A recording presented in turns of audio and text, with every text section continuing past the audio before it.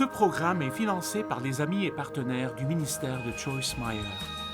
J'ai dit Dieu a toujours un plan. Il a toujours un plan. Et si vous ou moi, nous ne savons pas ce qu'est le plan, ça ne veut pas dire que Dieu ne le connaît pas non plus. Oui! Ouh!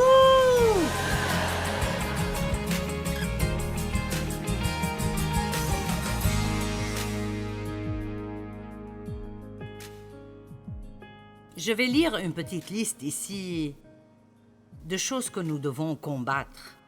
Le rejet, la trahison, l'abandon, le manque de pardon, l'offense, l'apitoiement sur soi, le désir de se venger.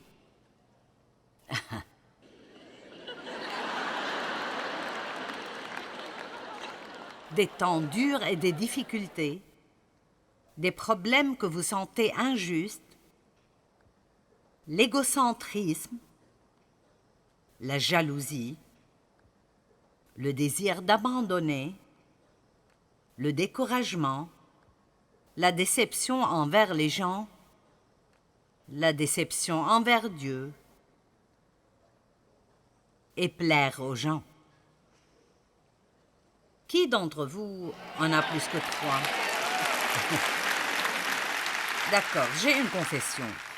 J'ai regardé la liste et j'avais 15 des 16. Ça ne veut pas dire que je les ai toutes maintenant. J'ai dépassé certaines d'entre elles. Mais pour chacune de ces choses, j'ai dû les confronter d'une façon majeure et ne pas les laisser me vaincre. Vous voulez savoir laquelle je n'avais pas? Vous ne pourrez pas dormir ce soir si je ne vous dis pas laquelle. La seule que je n'avais pas était la déception envers Dieu. Pour une raison ou une autre, je n'ai jamais blâmé Dieu pour aucun de mes problèmes. Et je suis heureuse de ne pas l'avoir fait parce que j'avais vraiment besoin de lui. Vous savez, certaines personnes blâment Dieu quand les choses ne vont pas bien. Dieu n'est pas la cause de nos problèmes, il est la solution de nos problèmes.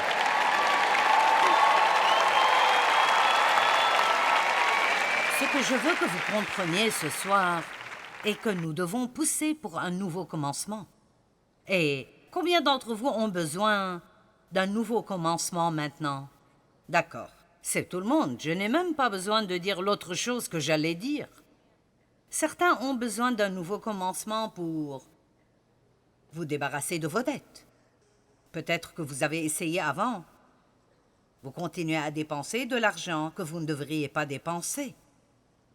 Peut-être que vous avez besoin d'un nouveau commencement concernant une mauvaise attitude. Non, personne ici n'a une mauvaise attitude. Je vais essayer autre chose. Peut-être que vous avez besoin de pardonner à quelqu'un. Peut-être. Sinon, d'acheter cet enseignement pour quelqu'un d'autre. Peut-être que vous avez besoin d'apprendre à manger plus sainement.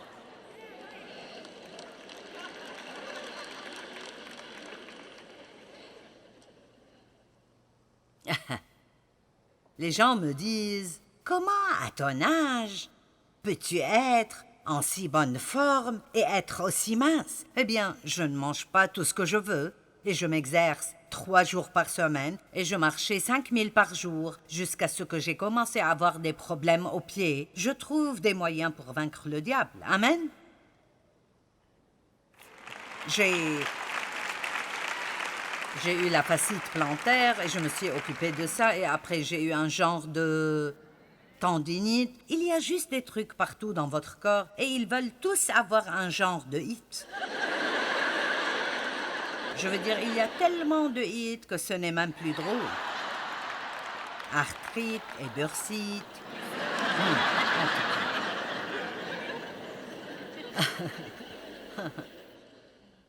Nous avons tous besoin de nouveaux commencements tout le temps. Peut-être que vous avez besoin d'un nouveau commencement dans votre vie de prière.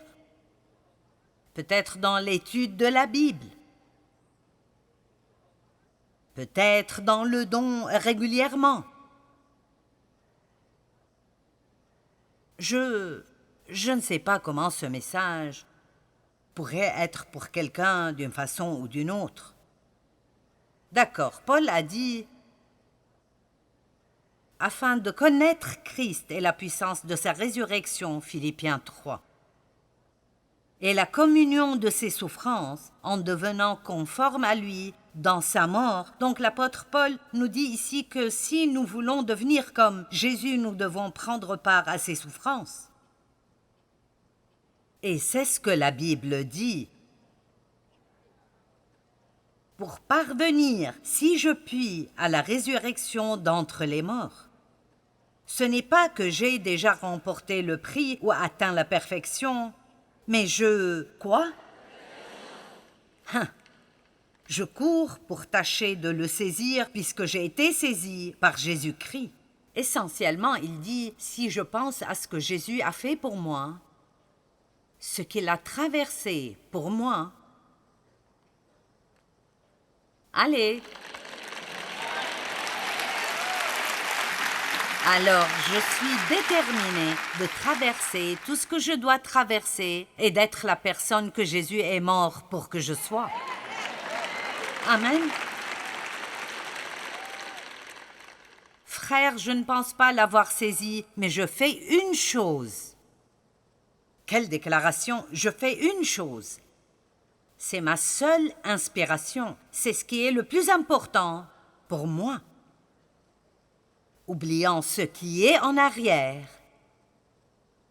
et persévérer, vous le voyez, persévérer vers ce qui est en avant. Maintenant, je ne sais pas si c'est un message joyeux ou pas, mais je sais ceci.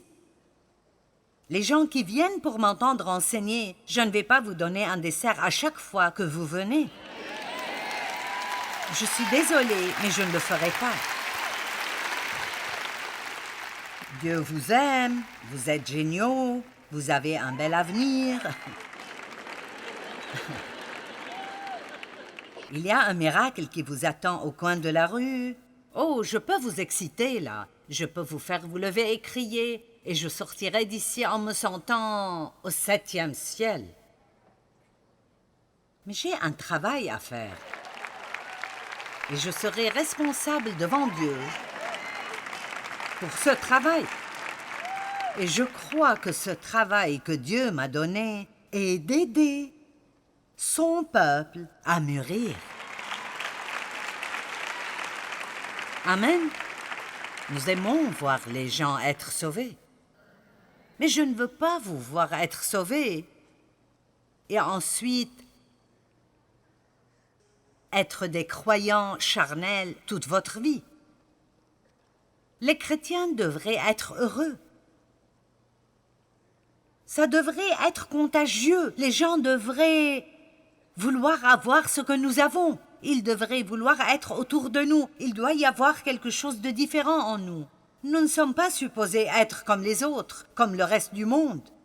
Nous sommes moins pour ce qui est difficile. Vous m'entendez? Nous sommes moins pour les choses difficiles. Nous n'avons pas besoin de planer à travers la vie. Un défi devrait nous faire dire « Allez, je suis prêt ». Allez, nous nous sentons mieux dans notre peau quand nous passons par quelque chose et nous persévérons et juste ce « je suis un fainéant ». Ésaïe 61, verset 3 dit que Dieu nous donne une huile de joie au lieu du deuil, un vêtement de louange au lieu d'un esprit abattu. Jésus veut que nous ayons, et j'ai souligné ça, c'est très important. Jésus veut que nous ayons une attente pour quelque chose de positif au lieu de constamment pleurer ce que nous avons perdu.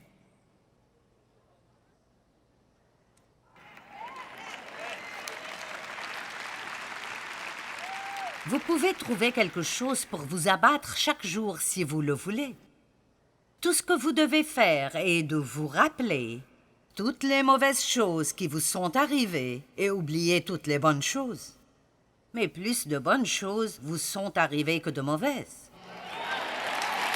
Tout le monde, plus de bonnes choses vous sont arrivées que de mauvaises. Nous parlons de l'espérance, et ça m'a étonné quand j'ai découvert que j'ai étudié sur l'espérance, que l'espérance n'est pas juste « Eh bien, j'espère, je l'espère ». Non, l'espérance biblique. Et Pierre dit que nous avons été régénérés pour une espérance vivante. Alors vous, qu'importe quel genre de problème ou de circonstances vous avez, vous pouvez toujours avoir de l'espérance. Mais ce n'est pas juste « j'espère que Dieu fera quelque chose ». Non, l'espérance est une attente positive que quelque chose de bien vous arrivera incessamment. Qu'est-ce qui arrive si vous commencez à vous lever avec cette attente? J'attends de voir ce que Dieu fera aujourd'hui. Mon Dieu, je parie qu'aujourd'hui sera un bon jour. Toutes choses sont possibles avec Dieu. Il fera quelque chose de bon pour moi parce qu'il m'aime. La première chose que le diable fait est de vous rappeler de tout ce que vous avez fait de mal dans votre vie. Je prie à peine et je ne demanderai rien à Dieu parce que je suis si mauvais. C'est de même pour tout le monde. Regardez les possibilités que comprend l'avenir au lieu du passé et ses déceptions. Maintenant, Jésus nous donne la joie. Le voleur ne vient que pour dérober, tuer et détruire. Nous avons un ennemi, le diable. Nous devons commencer à savoir qui est notre vrai ennemi. Vos batailles appartiennent à Dieu. Mais cela ne veut pas dire qu'il fera tout pour vous.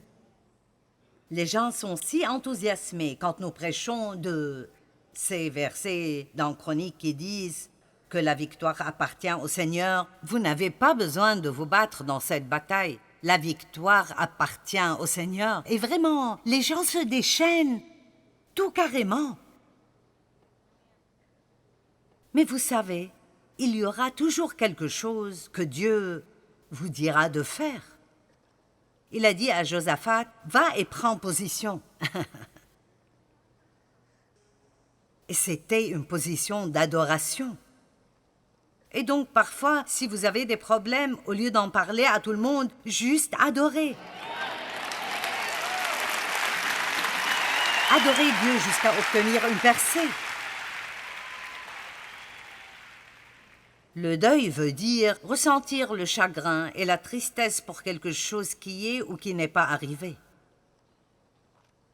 Jésus a dit, le voleur ne vient que pour voler, pour tuer et pour détruire. Moi, je suis venu pour que vous ayez une vie abondante jusqu'à déborder.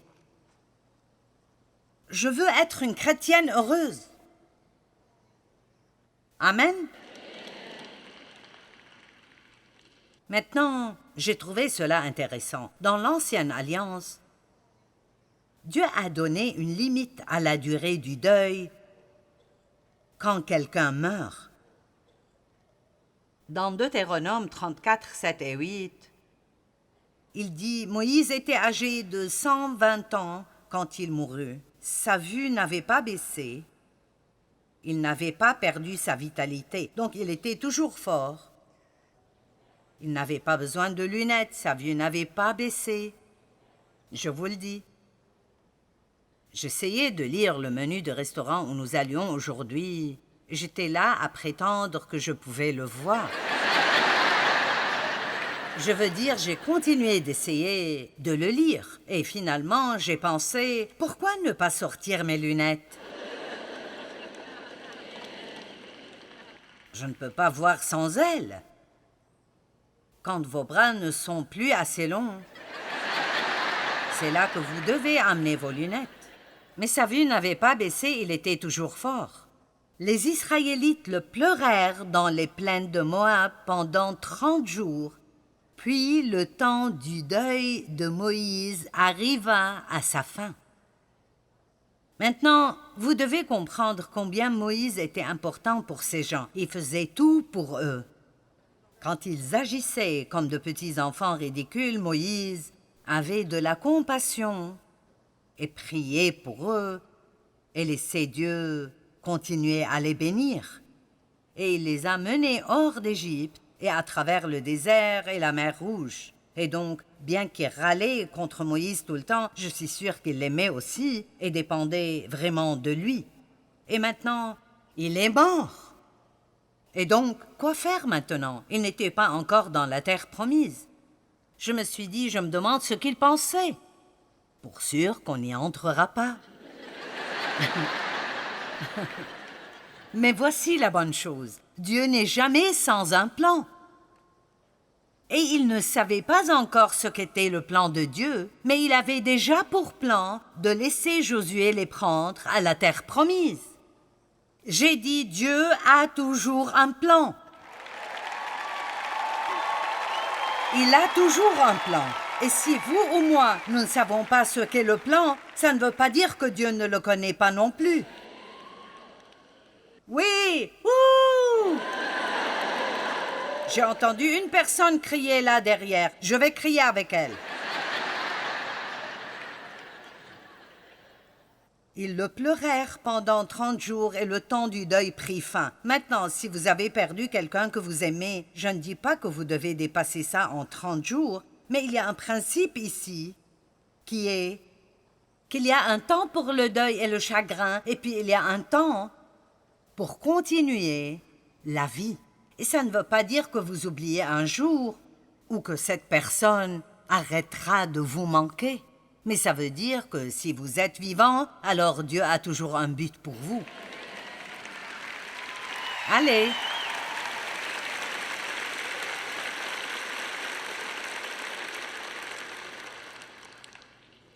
Et ensuite, et c'est très intéressant, Dieu a rappelé à Josué que Moïse était mort. Il savait sûrement cela. Il était en deuil pendant 30 jours. Josué 1, 1 et 2, après la mort de Moïse, serviteur de l'Éternel, l'Éternel dit à Josué, fils de Nun, l'assistant de Moïse, « Moïse est mort. » Il ne lui disait pas quelque chose qu'il ne savait pas. Donc, qu'est-ce que Dieu veut dire par là? Il fait passer un message. Et voici le message qu'il fait passer. Moïse est mort.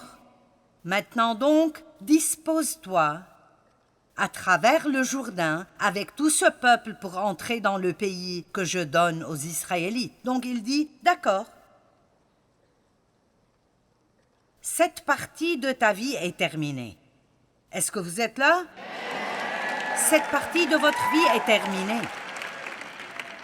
C'est le moment maintenant de te lever et de continuer ton chemin. Allez! Quoi qu'il soit, une femme m'a dit l'autre jour, elle a dit « Mon mari m'a trompée avec ma meilleure amie. » Elle a dit « J'ai pensé que ça me tuerait absolument jusqu'au jour où j'ai commencé à réaliser que j'avais toujours une vie. » Mon père a abusé de moi pendant beaucoup d'années. C'était mauvais. Et j'étais amochée de toutes les façons possibles. Mais je suis toujours là et je m'améliore toujours jour après jour. Mais voici quelque chose. Voici quelque chose qui doit changer. Si vous voulez avoir les promesses de Dieu, vous devez prendre la décision, et peut-être que vous désirez la prendre ce soir. Et la décision que vous devez prendre est que vous n'aurez plus la mentalité d'une victime.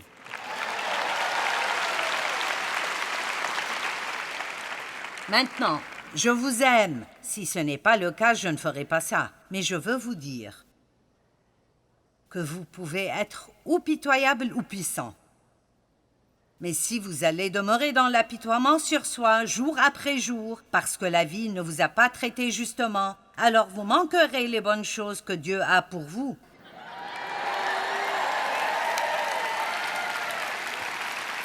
Tout le monde est égal en Dieu.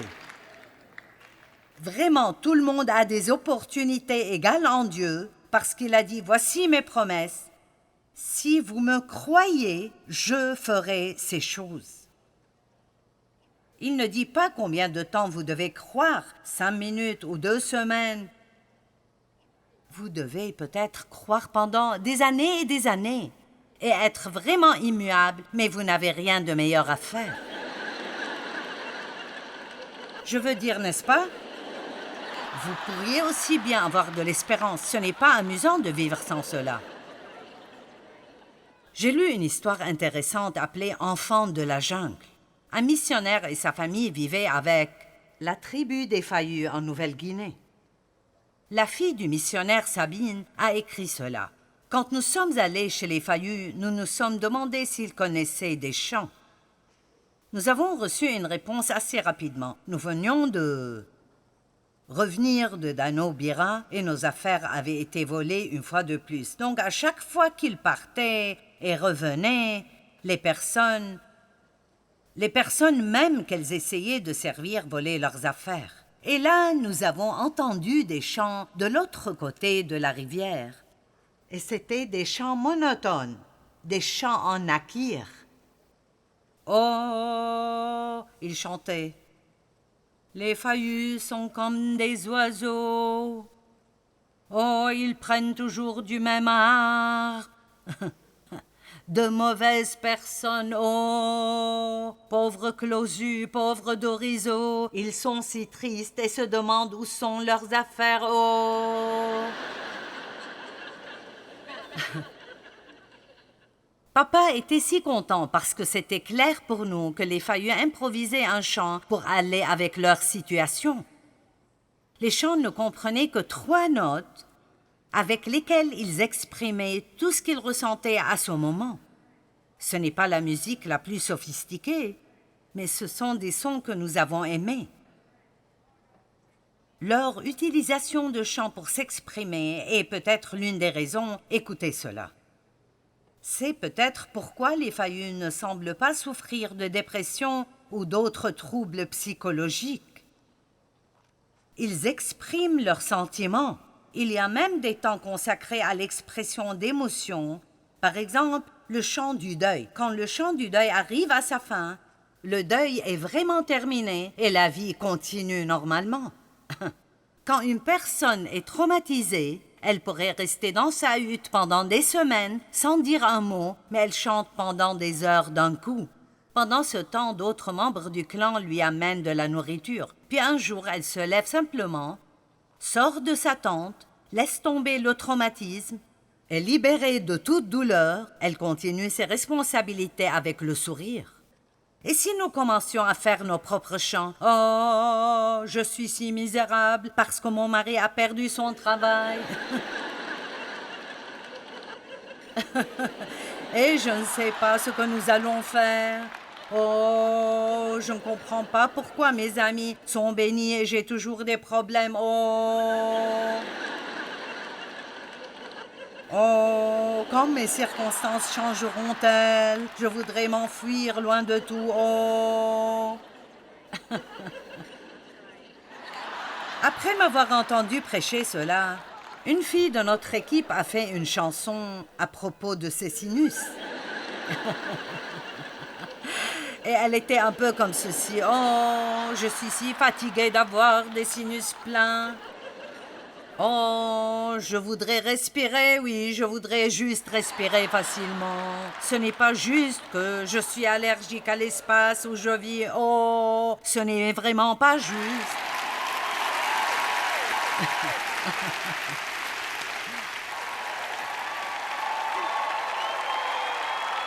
Et au début, j'ai pensé, c'est stupide. Mais vous savez quoi? C'est exactement ce que David a fait dans les psaumes. Je veux dire, ce sont des chants. Ce sont des chants de David ou un chant à propos de ceci ou cela. Et la plupart d'entre eux sont juste des plaintes. Je ne sais pas. Soyez insensés pour Christ. Allez, que tout le monde se lève.